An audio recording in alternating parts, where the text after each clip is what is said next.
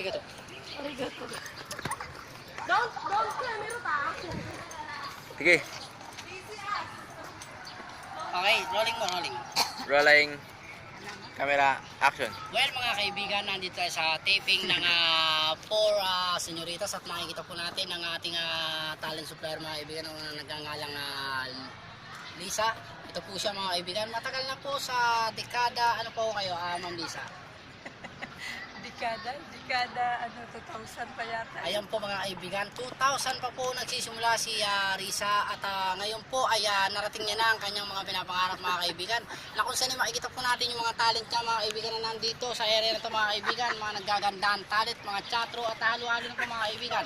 Meron po tayong nag-iisang bakla, mga kaibigan, na kung mali niya ay ilang beses nang nagkamali, pero ngayon po ay tagumpay na natatapos niya at nagagawa niya ang mga linya na binibigay ni Risa, mga kaibigan. Ito pong taping na to ay bago, mga kaibigan, at ito po ay abangan nyo at napagandang teleserye o ano mga pelikula, mga kaibigan, kay Regine Velasquez, mga kaibigan. Yung pamagat na to ay 4 senyoritas, mga kaibigan, na kung saan ako po ay isang guest dito, mga kaibigan.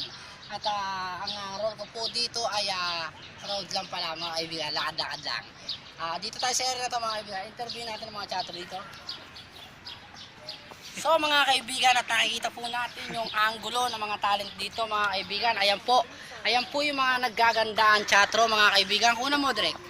Ayan. At meron po tayong isang nanggaling sa Makati Theater, mga kaibigan, na naggangal. Anong pangalan? Luz. Ito po si Luz ay nagsimula po dekada 1986, mga kaibigan, kung saan nagsimula po siyang umextra sa mga teleseryeng ganito at hanggang ngayon po ay talent pa rin, mga kaibigan.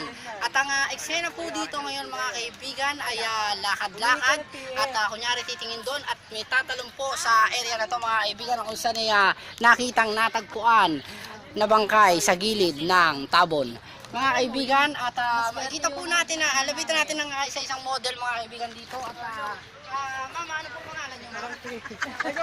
Ma'am, trending ko kayo sa YouTube, ma'am. So ngayon, mga kaibigan, ay parang takot na takot at mayroong kinatatakutan itong talent na ito, mga kaibigan. Ay makikita po natin dito, mga kaibigan, ng mga sari-saring talent po ng mga naggagandang nakakulay blue, mga kaibigan, nakasama yata sa eksena ni Regine Velasquez. Ako po si Long for short, nag-uulat.